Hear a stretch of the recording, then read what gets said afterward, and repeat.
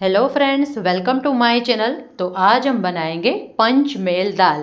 पंचमेल दाल जैसे कि हमें नाम से ही पता चलता है, 5 दालों के मिश्रण से बनती है और इसे हम रोटी, नान या पराठा और राइस के साथ भी खा सकते हैं। तो आज हम इसमें एक अलग ढाबा स्टाइल तड़का भी डालेंगे और उसे और मज़ेदार बनाएंगे। तो चलिए शुरू करते हैं पंचमेल दाल। पंचमेल दाल बनाने के लिए मैंने यहाँ पर ली है 1 कटोरी मिक्स दाल। ये दाल मार्केट में इजीली अवेलेबल है, लेकिन अगर आप पांचों दाल अलग अलग करके मिलाना चाहें तो वो भी आप कर सकते हैं। इसमें जो 5 दालें यूज़ होती हैं वो होती हैं तूर दाल, मूंग दाल, चना दाल, उड़द दाल और मसूर दाल। तो आप इन पांचों दालों को सेम प्रपोर्शन में लेकर भी यूज़ कर सकते हैं। तो सबसे पहले हमें पानी से 4-5 बार दाल को अच्छी तरह से वॉश कर लेना है और उसके बाद हमें थोड़ा सा पानी डालकर दाल को आधे घंटे के लिए रेस्ट देना है। दाल को सोक करने से उसकी न्यूट्रिशियस वैल्यू भी बढ़ जाती है और वो पक भी जल्दी जाती है। तो आप जब भी दाल बनाए उसे सोक करना मत भूलिएगा। वैसे आप बिना सोकिंग के भी दाल बना सकते हैं, लेकिन अगर आप दाल को सोक करके यूज़ करेंगे तो ये 2 बेनिफिट्स आपको एक्स्ट्रा मिल जाएंगे। यहाँ पर हमारी दाल को आधा घंटा हो चुका है और हमारी दाल अच्छी से सोक हो चुकी है। तो हम अब उसे कुकर में कुक करने के लिए रख देंगे। अब मैं इस दाल को कुकर में पकने के लिए डाल रही हूँ। यहाँ पर मैंने 1 कटोरी दाल यूज़ की थी, तो उसके सामने मैं 3 या 4 कटोरी उसमें पानी डालूँगी।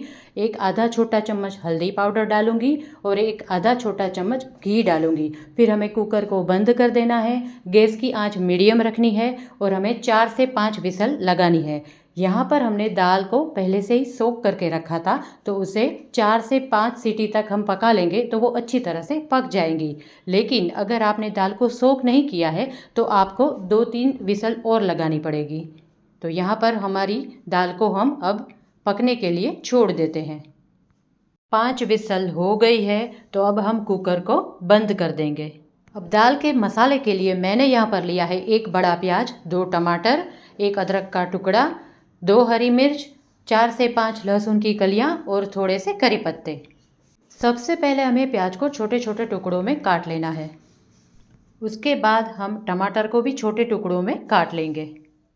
यहाँ पर हमें अदरक और लहसुन को कद्दूकस कर लेना है। हरी मिर्च को हमें सीधा काट लेना है।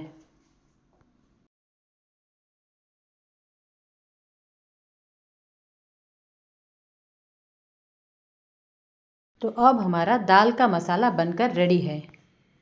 हमारा कुकर भी ठंडा हो चुका है, तो एक बार खोलकर चेक कर लेते हैं। जैसे ही हम कुकर खोलेंगे तो हमें घी की बहुत ही अच्छी खुशबू आएगी। अब हम चेक कर लेते हैं कि हमारी दाल अच्छी तरह से पकी है कि नहीं। तो यहाँ पर हम देख पा रहे हैं कि हमारी दाल अच्छे से पक चुकी है। मसाले को भूनने के लिए अब हम यहाँ पर गैस को ऑन करेंगे। एक बड़ी कढ़ाई लेंगे, उसमें 4 से 5 टेबलस्पून ऑयल डालेंगे। आप यहाँ पर घी का भी यूज़ कर सकते हैं। तेल गर्म होने के बाद हम उसमें 4 से 5 लौंग और दालचीनी डाल देंगे और एक आधा छोटा चम्मच ज़ीरा डाल देंगे। ज़ीरे को अच्छी तरह से क्रैकल होने देंगे और फिर उसमें हमने जो प्याज काट कर रखा था वो डाल देंगे। अब हम उसमें अदरक लहसुन की पेस्ट और करी पत्ते ऐड कर देंगे। अच्छे से मिक्स कर देंगे। गैस की आंच हमें धीमी कर देनी है यहाँ पर और उसे कवर करके 5 मिनट तक पकाना है।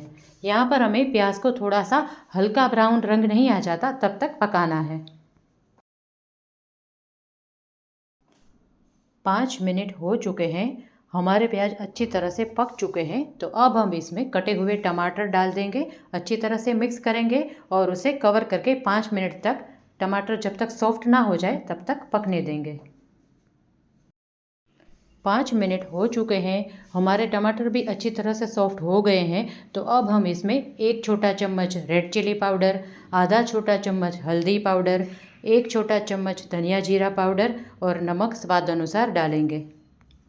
सारे मसालों को अच्छे से मिक्स करेंगे और फिर उसे पकने के लिए कवर करके 5 मिनट तक छोड़ देंगे, ताकि सारे मसाले अच्छी तरह से प्याज और टमाटर में घुल जाएं।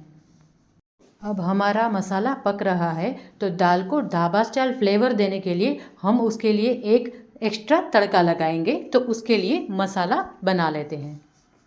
ढाबा स्टाइल तड़के के लिए मैंने यहाँ पर ली है 2 सूखी वाली लाल मिर्च, 2 हरी वाली लाल मिर्च जो हमने पहले से ही काट कर रखी थी, 3-4 लहसुन की कलियाँ जिसे हम बारीक बारीक काट लेंगे। तो अब हमारा तड़के का मसाला भी रेडी है। यहाँ पर हमारे टमाटर भी अच्छी तरह से पक चुके हैं और सॉफ्ट हो चुके हैं। तो अब हम उसमें दाल डाल देंगे। दाल डालने के बाद उसे अच्छे से मिक्स करें। मिक्स करने के बाद अगर हमें दाल की कंसिस्टेंसी थोड़ी ज़्यादा थिक लगे तो हमें उसमें गर्म पानी डालना है। यहाँ पर मुझे मेरी दाल थोड़ी ज़्यादा गाढ़ी लग रही है तो इसलिए मैं उसमें 2 कप गर्म पानी डालूँगी। गर्म पानी डालने से उसका कुकिंग प्रोसेस ऑन ही रहता है और खाना जल्दी पक जाता है। तो जब भी आपको पानी डालने की ज़रूरत पड़े तो ऑलवेज़ आप गर्म पानी करके ही डालिएगा। पानी डालने के बाद उसे अच्छे से मिक्स कर दें और कवर करके धीमी आंच पर 5 मिनट तक पकने दें। अगर आप दाल में पानी डाल रहे हो तो उसके हिस्से का नमक भी डाल दीजिएगा।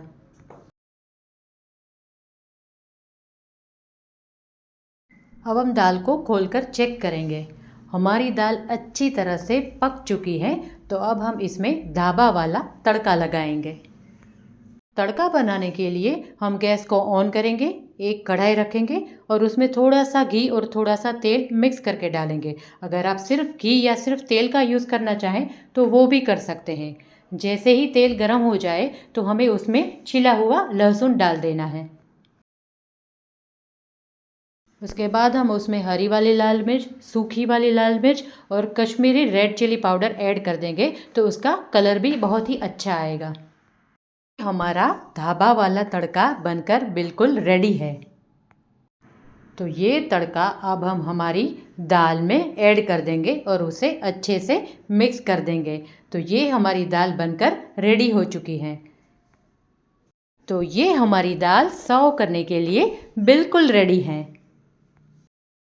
हम इस दाल को ऐसे भी खा सकते हैं, लेकिन अगर आपको स्मोकी फ्लेवर अच्छा लगता हो, जैसे कि ढाबे वाली दाल हम जब खाते हैं तब उसमें अच्छा सा एक स्मोक वाला फ्लेवर होता है, तो अगर आपको स्मोकी वाली दाल अच्छी लगती हो तो उसके लिए हम एक प्रोसेस और करेंगे। दाल में स्मोकी फ्लेवर लाने के लिए हमें एक चारकोल को गैस पर रखकर उसे गर्म करना है जब तक वो एकदम लाल ना हो जाए। चारकोल हमें ऑनलाइन भी मिल जाता है और कोई भी हलवाई की दुकान से भी मिल जाएगा। चारकोल हमारा गर्म होकर एकदम लाल हो चुका है तो अब हम उसे एक कटोरी में निकाल लेंगे। हमारी दाल वाली कढ़ाई लेंगे और उसमें चारकोल वाली कटोरी बीच में रखेंगे। अब हम उस कटोरी के बीचों बीच जहाँ पर हमने चारकोल रखा है गरम, उस पर 1 चम्मच घी डालेंगे। घी डालने के बाद एकदम धुआं हो जाएगा तो हमें उसे तुरंत ही ढक्कन से कवर कर देना है और 5 मिनट तक ऐसे ही छोड़ देना है। 5 मिनट तक कवर करने से स्मोकी फ्लेवर पूरी दाल में अच्छे से मिक्स हो जाएगा और आप जब भी दाल टेस्ट करेंगे तो उसमें ढाबे जैसा स्मोकी फ्लेवर आपको फील होगा। तो अब हमारी स्मोकी फ्लेवर वाली बिल्कुल ढाबे वाली स्टाइल की दाल बनकर रेडी हो चुकी है। आप भी ये रेसिपी एक बार ट्राई ज़रूर कीजिएगा और मुझे कमेंट करके बताइएगा कि आपको ये रेसिपी कैसी लगी।